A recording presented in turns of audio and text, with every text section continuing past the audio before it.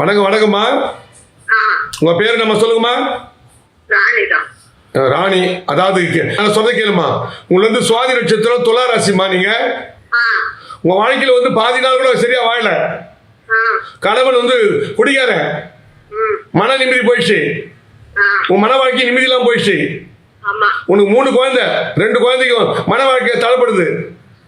ஒரு பொண்ணு கல்யாணம் அவன் ஆம்படியா விட்டு போயிட்டான். அது 2 குழந்தையும் இருக்கும். எல்லாத்துக்கும் ஆமா சொல்றீங்கம்மா? சொல்ல முடியும். நான் சொல்றது உண்மையா பொய்யாம்மா? உண்மைதான். சொத்து பிரச்சனை தீரணும், சொத்து அனுபவிக்க முடியல, குடும்பம் ஒத்துமையா இருக்கணும், கையில பணம் வரணும். இப்ப அனாத மாதிரி இருக்கீங்க. ஒரு கணவன் குடிகார கணவன் சரியில்லை, ஒரு குடும்ப வாழ்க்கை எப்படின்னு சொல்லிட்டு நிறைய பேர் உணரணும். அது மாதிரி கணவன் சரியில்லை, குடும்ப வாழ்க்கை நிம்மதி இல்லாம அவஸ்தைப்படுறீங்க. வாங்கின குடும்பம் வட்டி கட்ட முடியல. ஒரு பொண்ணு கல்யாணம் பண்ணி வீட்டோட வந்துச்சு. சொல்லுமா? 2 குழந்தையோட வீட்டோட வந்துச்சு அந்த ஒரு பொண்ணு. அதாவது உங்க பையனுக்கு 2 மருமக ஓடும் இல்லையா? உங்க பையனுக்கு மனவாழ்க்கை தடைபடினா போகுது. பாக்குற பொண்ணுலாம் கல்யாணம் ஆயிடுது. உங்க பையனுக்கு பாக்குற பொண்ணுலாம் உங்க பையனுக்கு மட்டும் மனவாழ்க்கை தடைபடினா வருது. சொல்லுமா? ஒரு மகள் வாழ்க்கையும் சரியில்லைன்னு 2 பையனுக்கு மனவாழ்க்கை தடைபடுதுன்னு சொல்லிட்டேன். உங்க பையனுக்கு பாக்குற பொண்ணுலாம் கல்யாணம் ஆயிடுது. உங்க பையனுக்கு மட்டும் கல்யாணம் ஆகல. வயசு ஆகிட்டே வருது. பொண்ணு வயிற்றுல பேரம் பேத்தி பாத்துட்டீங்க, புள்ள வயிற்றுல பாக்கணும். ஆமா சொல்லுமா? புள்ள வயிற்றுல பாக்கணுமா இல்லையா? ஆமா நீ சொல்லி நான் சொல்றேன். எந்த ஊர்ல இருக்கீங்க நீங்க? தருமபுரி. ஆமா 1ஆம் தேதி தருமபுரி டிஎன் சிலாஜ். ஆமா டிவில பாத்துக்கீங்க இல்லையா? நான் சொல்ற ஜோசி உண்மையா பொய்யா?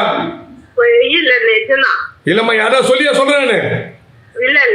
நீங்களே தானே சொல்றீங்க. நீங்க சொல்லாம நான் சொல்றேன். சொல்லுமா? கிராமத்தால பொய் சொல்ல மாட்டாங்கன்னு. நான் சொல்ற ஜோசி உண்மையா பொய்யாமா? இதுவா ஜோசியில பாத்திருக்கீங்க? வாய்க்கல. அதான் உங்க பொண்ணுக்கு நல்ல வரணும் வரும்னு சொன்னாங்க, நல்ல மாப்பிள்ளைன்னு சொன்னாங்க. கட்சியில 100 ரூபாய் கொடுத்த ஜோசியை பார்த்து பொண்ணு வாங்கியே போயிடுச்சு. போயிடுச்சா? இப்ப அனாத மாதிரி வந்துருக்கு. சொல்லுமா? அதே உங்க பையனுக்கு பல பேருக்கு ஜோசியம் பாத்தீங்க. 5ஆம் இடத்துல குரு வராரு, 7ஆம் இடத்துல குரு வராரு, 9ஆம் இடத்துல குரு வராரு, சனி பேச்சு, ராகு பேச்சு. இந்த வருஷத்துல கல்யாணம் பல ஜோசிகிட்ட பார்த்து இதுவரையும் கல்யாணமே அவளை பையனுக்கு தரப்படுது. படுதா? நீங்க பார்க்காத ஜோசியம் கிடையாது, செய்த பரிகாரம் கிடையாது. எல்லாம் தோத்துட்டீங்களா? இனியாக என் வாழ்க்கையில் நல்லா வந்திருக்கீங்க. என் பசங்க வாழ்க்கையில் நல்லா வந்திருக்கீங்க. என் குடும்ப வாழ்க்கை சரியாக வந்திருக்கீங்க. அதே சொத்து அனுபவிக்கும் பிரச்சனை சொத்தும். சொல்லுமா, உண்மையை சொல்லுமா?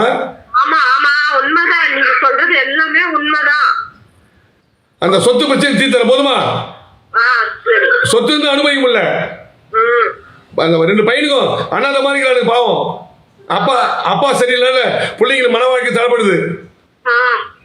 ஊடுகார குடிக்கிற மாதிரி எப்ப பார்த்தாலும் குடிதான். சொல்லுமா? நான் சொல்ற ஜோசி உண்மையா பொய்யாமா? எல்லாமே உண்மைதான், எதுவுமே பொய் இல்ல. அதாவது நீங்களே ராஜா நீங்களே மந்தின்னு வாழக்கூடாதுமா.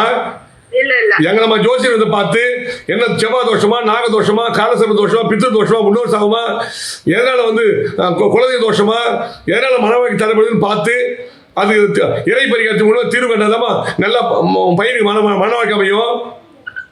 உங்க குலதெய்வத்தை கும்பிடாம பொண்ணு கல்யாணம் பண்ணிட்டீங்க இல்லையா? அதனால வாழ்க்கை போயிடுச்சு.